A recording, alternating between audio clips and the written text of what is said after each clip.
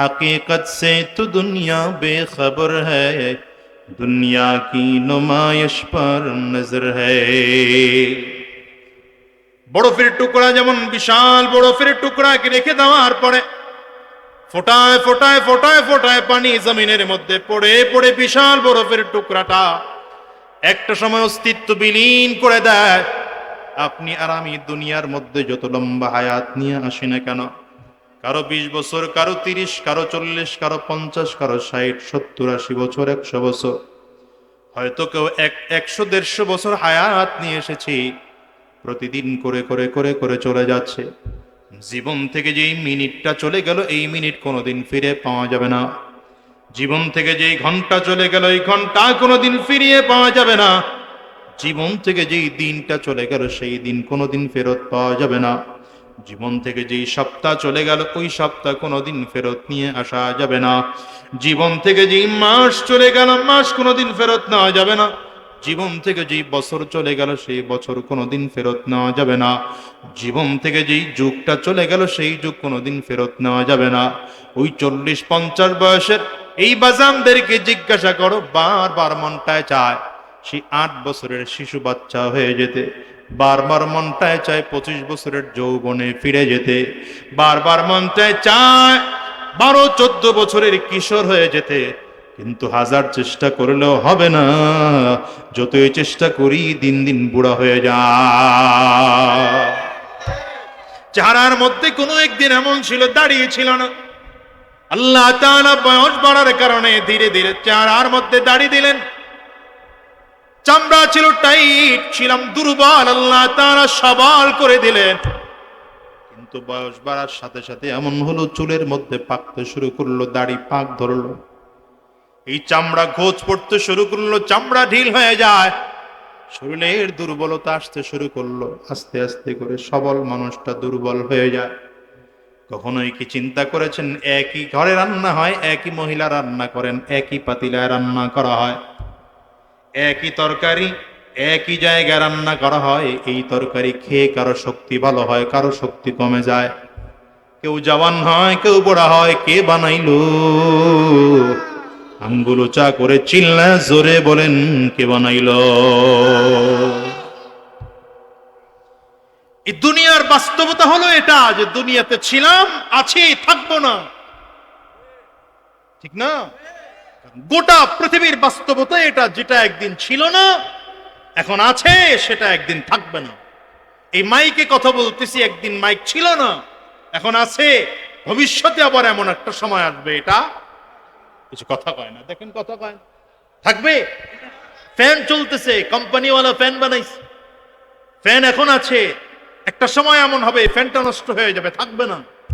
Light জ্বলতেছে, এখন light ছিল না এক সময়, এমন একটা সময় আসবে লাইট থাকবে না।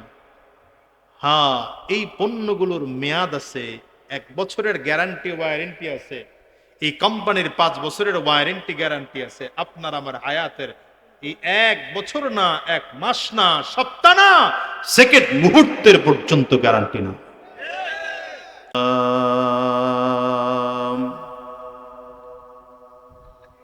اللهم صل على محمد وعلى آله وصحبه وسلم تسليما كثيرا كثيرا. أما بعد فأعوذ بالله من الشيطان الرجيم.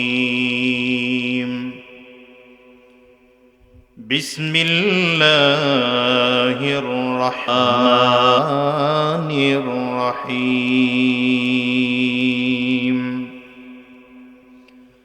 لقد كان لكم في رسول الله أسوة حسنة. وقال تعالى: وإنك لعلى خلق عظيم. صدق الله العظيم وصدق رسوله النبي الكريم. ونحن على ذلك من الشاهدين والشاكرين والحمد لله رب العالمين سبحانك لا علم لنا إلا ما علمتنا إنك أنت العليم الحكيم رب اشرح لي صدري ويسر لي أمري واحلل عقدة من لساني يفقه قولي لا إله إلا الله জোরে জবান খুলে আওয়াজ দিয়ে সকলে মিলে লা ইলাহা ইল্লাল্লাহ। জোরে সবাই এখনো জবান খোলেন নাই, সকলে জবান খুলে লা ইলাহা ইল্লাল্লাহ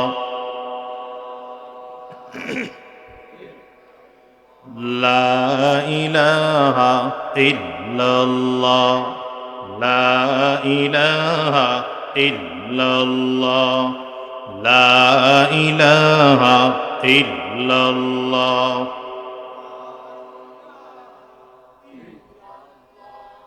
লা ইলাহা ইল্লাল্লাহ লা ইলাহা ইল্লাল্লাহ লা ইলাহা ইল্লাল্লাহু মুহাম্মাদুর রাসূলুল্লাহ।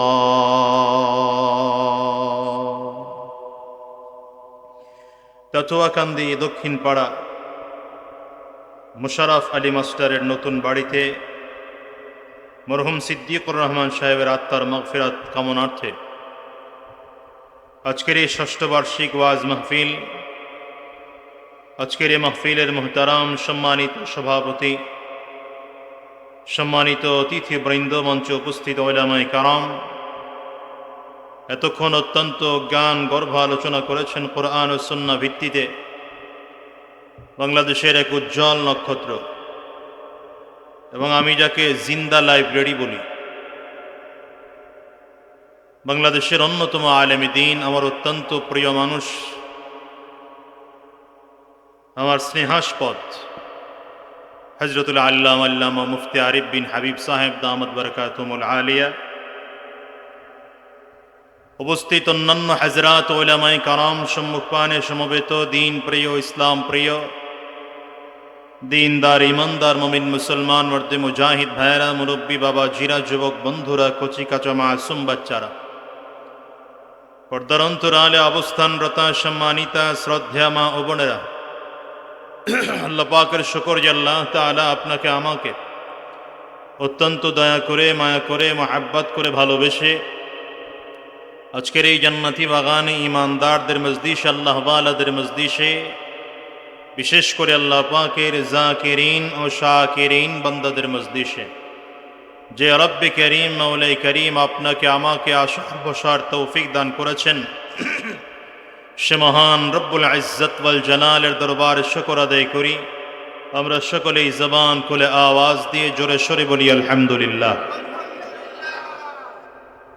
এখনকার মাহফিলগুলোতে মোবাইলের যন্ত্রণায় কথা বলা যায় না, এই রোগটা আপনাদের এখানেও পাইলাম। সারাটা জীবনই খালি মোবাইল টিপেই কাটাইবা যারা মোবাইল টিপতেছ। এখানে কোরআন সুন্নাহর কথা হচ্ছে, এখন তো কিছুক্ষণের জন্য এটা রেখে দেওয়া যায়, সব রেখে দেন, যাদের হাতে মোবাইল আছে সবগুলো রেখে দেন। হাতে ধরে ভিডিও করা লাগবে না, আপনার দরকার নেই। ভিডিও করার জন্য এতগুলো মিডিয়ার লোক আছে, ওরা করতে থাকুক ওদের কাজ, আপনি মনোযোগী হয়ে শোনেন। আমি মাঝে মাঝে আলোচনায় বলি যে আমার মাহফিলের শুরুর দিকে যখন বয়ান করতাম 2008-09 দিকে, তখনকার মাহফিলের শ্রোতাদের দিকে তাকাইলে শ্রোতাদের চেহারায় রূহ ভেসে আসতো, ভেতরে যে রূহ আছে, অন্তত কথাটা শোনার মতো অবস্থা আছে। এখন রূহওয়ালা মানুষ খুঁজে পাই না, সব আর্টিফিশিয়াল আর্টিফিশিয়াল মনে হয়। এই জন্য যারা বসেছেন খুব মনোযোগী হয়ে বসবেন ইনশাআল্লাহ। কম কথা বলবো, লম্বা সময় নয়। রাসূলুল্লাহ সাল্লাল্লাহু আলাইহি ওয়াসাল্লামের জীবনের কথা ছিল খুব কম। আবার ধরছো কেন তুমি মোবাইল? রাখো মিয়া, তোমার বাচ্চার বয়স হয়েছে তোমার মোবাইল ধরার? হ্যাঁ, তোমার বয়স কত? কত? কনা কত? কত জিগেছি কস না? 10-12? এই 12-14 বছরের ছেলেদের মোবাইল দিছে কে? তোমার হাতে মোবাইল দিল কে? এটা 18 বছরের আগে কোনো বাচ্চাদের হাতে মোবাইলই দিবেন না। আর মোবাইল দিলে বাচ্চাদেরকে মোবাইল ব্যবহার করতে শেখাবেন। আমাদের দেশে মোবাইল চালানো মানে বুঝেই হলো ইউটিউব আর ফেসবুক আলাইহিস সালাম।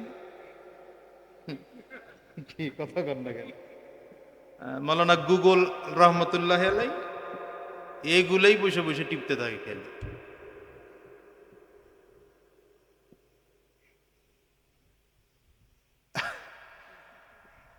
আপনার প্রযুক্তি আপডেট হয়েছে, তার মানে এই না যে আমাকে এটা দিয়ে খারাপ কিছু রাস্তায় হাঁটতে হবে। আরে ভাই, এগুলো ভালো কিছু করা যায় না? আমি যে আস্তে আস্তে আপনাদের এখানে অন্তত 5-7টা হাদিস আমি আপনাদের এখানে আস্তে আস্তে পড়ছি। এখন আমার কি গুনাহ হয়েছে না সওয়াব হয়েছে বলেন? আমি এই যে দেখাই আপনাদেরকে, হয়ে গেল। ওই মোবাইল আসলে খুব একটা ভালো বুঝিও না। এটা কি আমার উপকার হয়েছে না ক্ষতি হয়েছে বলেন তো? কিন্তু আপনারা যারা শুধু এটার মধ্যেই থাকেন, 24টা ঘন্টা এটার মধ্যে, সারাক্ষণ এটার মধ্যেই ব্যস্ত, যে দেখাবো করে আর কি যে কি কি পড়লাম। এই যে এখানে হুজুররা যারা আছেন দেখতেছে, এই সার্চ দিতে দিতে আইসি আর এক একটা আমারে দিছে আর পড়ছে। তো আমার কি গুনাহ হয়েছে? মোবাইল তো ভালো রাস্তায় চালানো, কি কথা বুঝেন নাই? আপনি চাইলে এটা দিয়ে, এটা একটা অস্ত্র, পিস্তল। পিস্তলের কোনো দোষ না, পিস্তল যে চালায়, চালানোর কারণে পিস্তল দোষ হয়, ঠিক না? পিস্তল যদি, বন্দুক যদি অপরাধীর হাতে থাকে তো সেটা দিয়ে অপরাধ হয়। কিন্তু পিস্তল বা বন্দুক যদি, গুলি যদি আইন শৃঙ্খলা রক্ষা বাহিনীর হাতে থাকে, সেটা দিয়ে অপরাধ দমন হয়। যদিও আমাদের দেশের আইন শৃঙ্খলা রক্ষা বাহিনীর চরিত্রটা এখন ভিন্ন হয়ে গেছে। কি কথা কয় না কেন? কারণ এরা লাইসেন্স প্রাপ্ত অপরাধী হয়ে গেছে। এদের আচরণই মনে হয় এরা লাইসেন্স প্রাপ্ত চোর আর ডাকাত আর গুন্ডা আর সুদখোর আর ঘুষখোর হয়েছে, ঠিক কিনা বলে? আমাদের চরিত্রের অবক্ষয়, চরিত্রের অধপতন। আপনারা বসে পড়েন বাবা, বসে পড়েন। দাঁড়াইতে গেলাম কি, কতক্ষণ দাঁড়ায় থাকবেন? আমি তো অন্তত 1 ঘন্টা কথা কম বলেন। আর আপনারা এই ফ্যান সেট করে তো বিপদে ফেলাইছেন। ফ্যানের তলে তলে লোক বইছে, মাঝখানটাকে ফাঁকা রাখছে কেন? এটা ফাঁকা রাখছেন কেন? এই মাঝখানটারে আমি তাকাবই তো মাঝখানের দিকে, ঠিক না? দেখছেন বসার আদব। এই যে আজকে আমার ভালো লাগছে, আমি আসতে আসতে যতটুকু 10-15 মিনিট পাইলাম, মুফতি আরিফ বিন হাবিব সাহেবের আলোচনা, মেহমানদের আদব সম্পর্কে কথা বলছিলেন মনে হয়, শুরু শেষ এটাই ছিল আলোচনা। আপনারা ভালো কিছু শিখছেন আলহামদুলিল্লাহ। আমিও যেটা চিন্তা করছি, আমিও আরেকটা বিষয় নিয়ে কথা বলবো। তো আগে কিছু বইকা নেই আপনাদেরকে, কারণ আমার অভ্যাস একটু ভিন্ন। আমি আগে কাপড় ধোলাই করি, পরে নীল দেই। নেই, সাদা জামা আগে সাবান দিয়ে কি করতে হয়? ধুইতে হয়। আগে পরিষ্কার না করে এটাতে নীল দিলে কাজ হবে? পাবলিক হলো এখন ডাইরেক্ট ওয়াজ শুনতে চায় না, ডাইরেক্ট ওয়াজ শুনে আমল কম। আল্লাহ আমাদের হেফাজত করুন, আমিন বলেন। এই দুই দিক থেকে একটু চাপেন তো ভাই, চাইবে চাইবে মাঝখানটা একটু পূরণ করেন তো দেখি, একটু মাঝখানটাকে পূরণ না, আসতে হবে না সামনে, ওখানেই শুধু একটু চাপেন, চাইবে চাইবে মাঝখানটাতে মিলান একটু একটু, যেন মাঝখানটার দিকে তাকাইলে আমার ভালো লাগে। মজলিসে বসার কিছু আদব আছে ভাই। এই যে এখানে বসছেন, বসার কিছু আদব আছে না? মাহফিলে আসছেন, আসার কারণে গুনাহ কামাইতে আসছি না সওয়াব কামাইতে আসছি?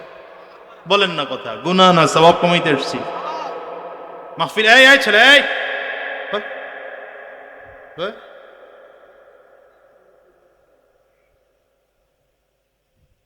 সামনে, এটা সামনে,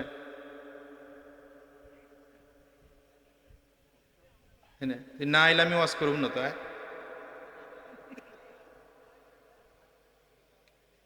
হ্যাঁ, যে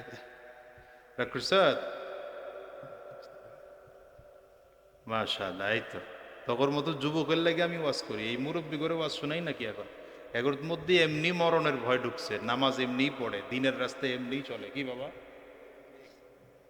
তোমার দরকার এখন ওয়াজ শোনা? এদিকে আমার দিকে একদম খুব গভীর দিকে তাকায়, আশ করে কথা জিজ্ঞেস করে ফেলবো, যদি উত্তর দিতে পারো তাহলে বুঝবো ভালো শ্রোতা, নাইলে শরম দিয়ে ফেলাম কিন্তু বলে। মাহফিলে যে আসলাম, আমার এক উস্তাদ বলতেন যে নিয়ত বেশি করবেন তো সওয়াবও বেশি, কারণ রাসূল আরবি বলেন ইন্নামাল আমালু, সহিহ বুখারীর বর্ণনা, একদম শুরুর হাদিসটা এটা। নবী বলেন ইন্নামাল আমালু বিন্নিয়াত, প্রত্যেকটা আমলের ফলাফল নির্ভর করে কিসের উপরে? আমি মাহফিলে আসার সময় যদি নিয়ত বেশি হয় তাহলে সওয়াবও বেশি হবে। যেন মাহফিলে আসার সময় 1 নম্বর নিয়ত করবেন যে ওই মজলিসে যাচ্ছি কিছুক্ষণ গুনাহ মুক্ত সময় কাটানোর জন্য। বলেন 1 নম্বর নিয়ত কি? দেখছেন কথা কয় না সবাই। মাহফিলে আসার 1 নম্বর নিয়ত কি হবে? গুনাহ মুক্ত সময় কাটানোর জন্য এখানে আসলাম। কারণ এখানে যারা আছি আলহামদুলিল্লাহ আমাদের মধ্যে গুনাহ হওয়ার সম্ভাবনা তুলনামূলক কম, ঠিক না ঠিক? কারণ আলহামদুলিল্লাহ এখানে বসে কেউ মিথ্যা বলে না, এখানে বসে কেউ চুরির চিন্তা করছে না, এখানে বসে কেউ দুনিয়াবি বাজে চিন্তা করতেছে না, গুনাহ হওয়ার সম্ভাবনা কম। 1 নম্বর নিয়ত এটা। যে কোনো মাহফিলে যাবেন 1 নম্বর নিয়ত এটা। 2 নম্বর নিয়ত করবেন মাহফিলে যাচ্ছি, উলামায়ে কারাম আসবেন, নবীর ওয়ারিস আসবেন। নবী বলেন ইন্নাল উলামা ওয়ারাসাতুল আম্বিয়া, উলামায়ে কারাম নবীদের ওয়ারিস, নবীদের উত্তরসূরি। তো উত্তরসূরিরা সাধারণত সম্পদ পায়, আমরা উলামায়ে কেরাম নবীর সম্পদ পাইছি। নবী বলেন না ওয়া ইন্নাহুম লাম ইউওয়ারিসুনা দিনার ওয়ালা দিরহামা ইন্নাহুম ইউওয়ারিসুল ইলমা। আল্লাহর নবী বলেন উলামায়ে কেরাম যে আমার উত্তরসূরি, তারা যে আমার ওয়ারিস, আমার সম্পদের মালিক না, তাদের জন্য আমি সম্পদ রেখে যাই নাই, বরঞ্চ তারা আমার আল্লাহর কোরআনের ইলমের সম্পদ হয়েছে। এই জন্য আমরা নবীর ইলমের অধিকারী উলামায়ে কেরাম। 2 নম্বর এই চিন্তা করে আসবেন যে উলামায়ে কেরামদের চেহারার দিকে তাকাইতে যাইতেছে। উলামায়ে কেরাম নবীদের ওয়ারিস, নবীর ওয়ারিসের চেহারার দিকে তাকাইলাম। 3 নম্বর, মজলিসে অনেক মানুষ থাকবে, দিনদার থাকবে, ইমানদার থাকবে, সেখানে 2-4 জন আল্লাহ ওয়ালাও থাকবেন। কিছুক্ষণ সময় আল্লাহ ওয়ালাদের সাথে কাটানোর জন্য মাহফিলে যাইতেছে। বুঝেন নাই কথা? কয়টা গেল?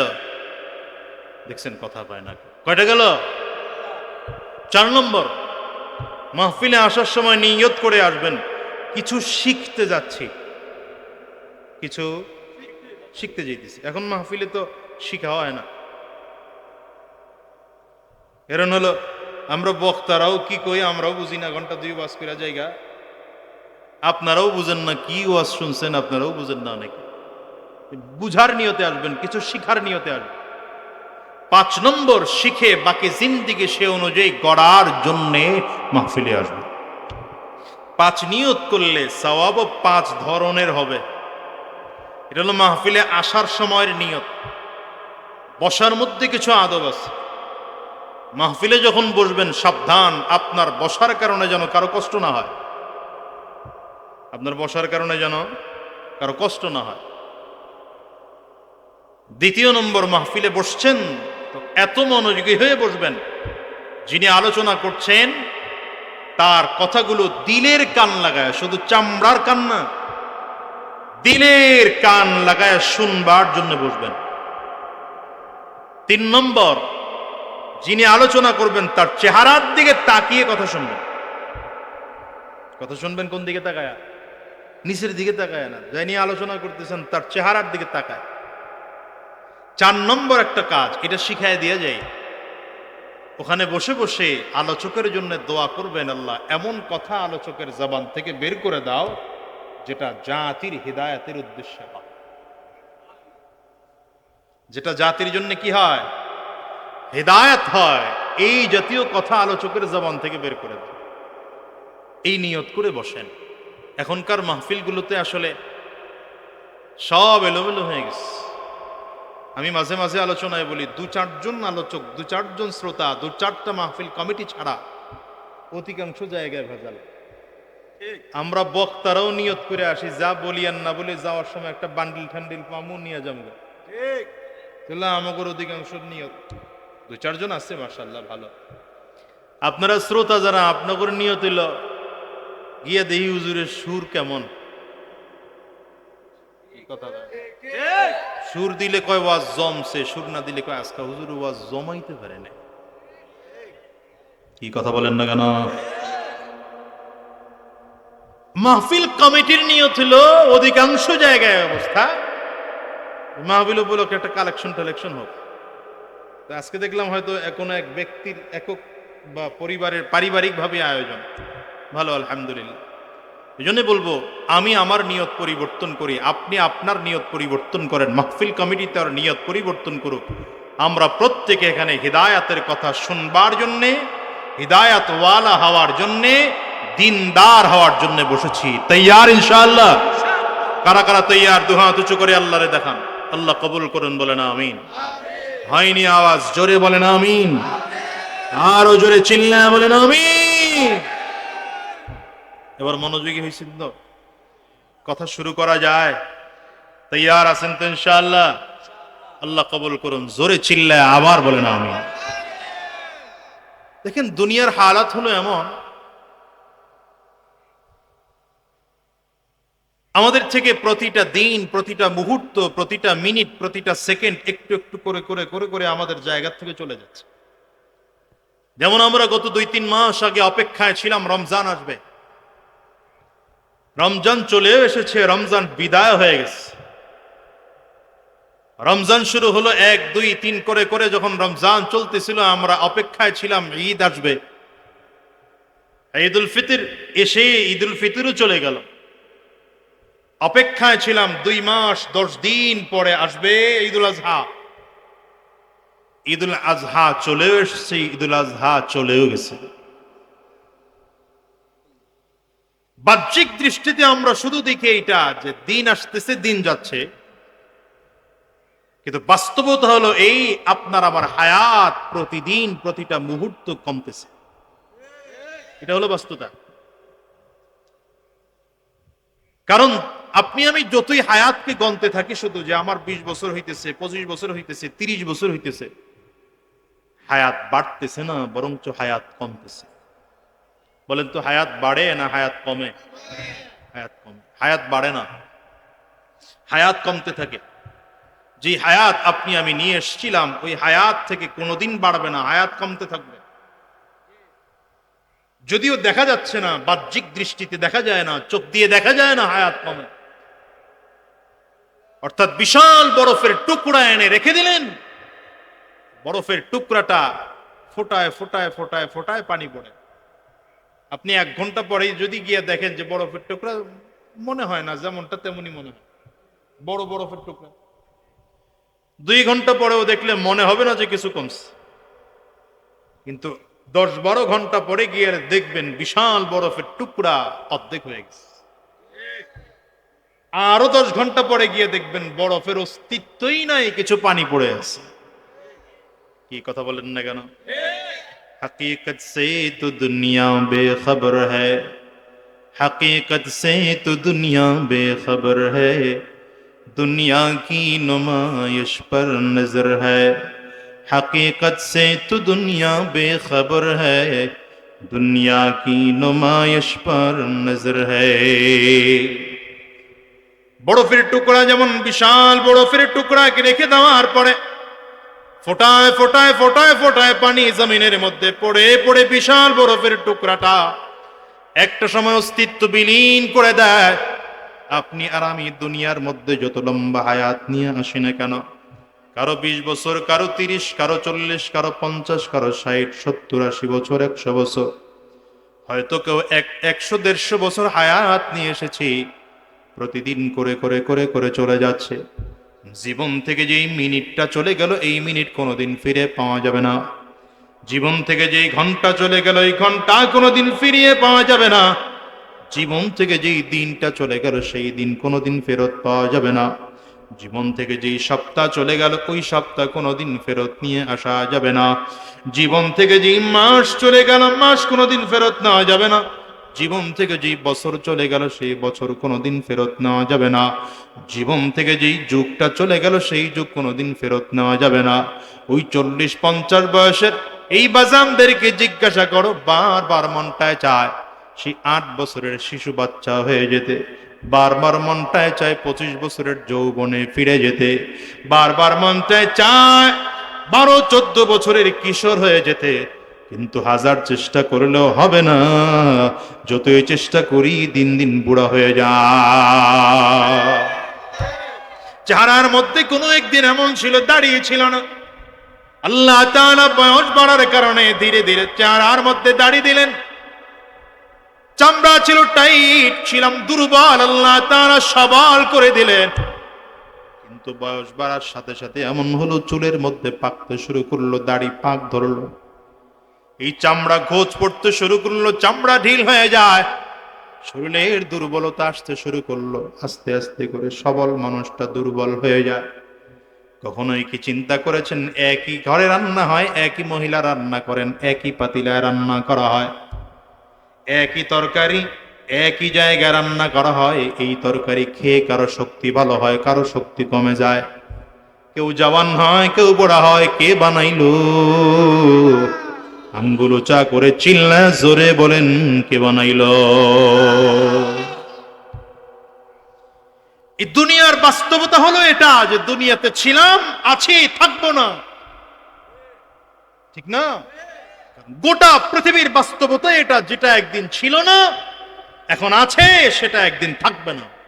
এই মাইকে কথা বলতেছি, একদিন মাইক ছিল না, এখন আছে, ভবিষ্যতে আবার এমন একটা সময় আসবে, এটা কিছু কথা কয় না। দেখেন, কথা কয় না, থাকবে।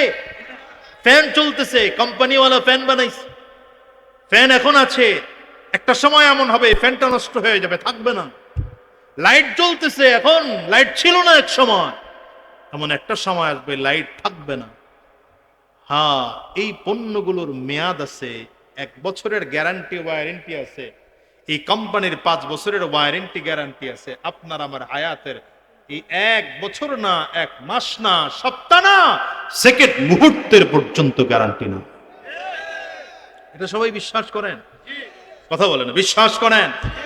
এটা প্রথম কথা, আমরা কেউ ছিলাম না, এখন আছি, আবার একদিন থাকবো। সবাই বলেন, আমরা একদিন ছিলাম না, বলেন। কথা কয় না, অলস জাতি পড়ছে, বলেন। আমরা একদিন ছিলাম না, এখন আছি, বলেন। এখন, ভবিষ্যতে কেউ থাকতে পারে নাই। ফেরাউন থাকতে পারে নাই, নমরুদ পারে নাই, কারুন পারে নাই, সাদ্দাত পারে নাই, হামান পারে নাই, আবু জাহাল পারে নাই, আবু লাহাব পারে নাই, উতবা, সায়বা, উবাই, উমাইয়া, কেউ থাকতে পারে নাই।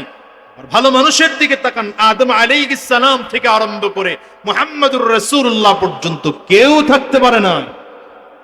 ভালো মানুষটাও চলে গেছে, খারাপরাও চলে গেছে, সুন্দরও চলে গেছে, কালোটাও চলে গেছে, ধনীও চলে গেছে, গরিবও চলে গেছে, ক্ষমতাওয়ালাও চলে গেছে, রাস্তার ফকিরও চলে গেছে।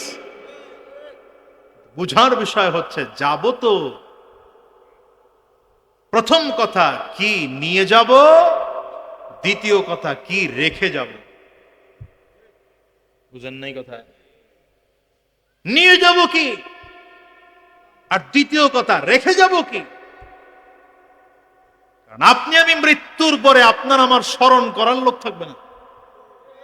এই যে বাড়িটা, এই যে বাড়িটা যিনি করছেন, তিনি যদি কিছুদিন পরে মারা যান, হয়তো তার সন্তান মালিক হবে। সন্তান মারা গেলে আছে বাড়ির মালিক এনে? হ্যাঁ, আয় পড়েন, সভাপতি সাহেব কই? এখানে আয় পড়েন, সভাপতি সাহেব আয় পড়েন, সভাপতি সাহেব চলেন। তো তিনি ইন্তেকাল করলে মালিক কে হবে? সন্তান। সন্তান মালিক। সন্তান যখন ইন্তেকাল করবে, মালিক কে? নাতি। নাতি ইন্তেকালের পরে মালিক ওই নাতির সন্তান। 2-4 পুরুষের পরে এখনকার ঘরের মালিক যিনি, তার নামটাও কেউ জানবে না। কি ঠিক না বেটি? এই ঘর যে আব্দুর রহমান করছিল, আব্দুল গফফার করছিল, এই স্মরণও রাখবে না কেউ। হ্যাঁ, তবে আবার এমন কিছু কাজ আছে যেই কাজ করলে বছরকে বছরের পরেও মানুষ কথা স্মরণ করে। কথা কয় না? আদম আলাইহিস সালাম জমিন থেকে চলে গেছেন বহু আগে, মানুষ স্মরণ এখনো করে না? করে না? মুসা আলাইহিস সালাম আল্লাহর পয়গম্বর চলে গেছেন বহু আগে, এখনো মানুষ স্মরণ করে না? করে না? আমার ওই ভাইয়ের মোবাইলের কথাটা শেষ হোক, এরপরে আমি কথা বলবো।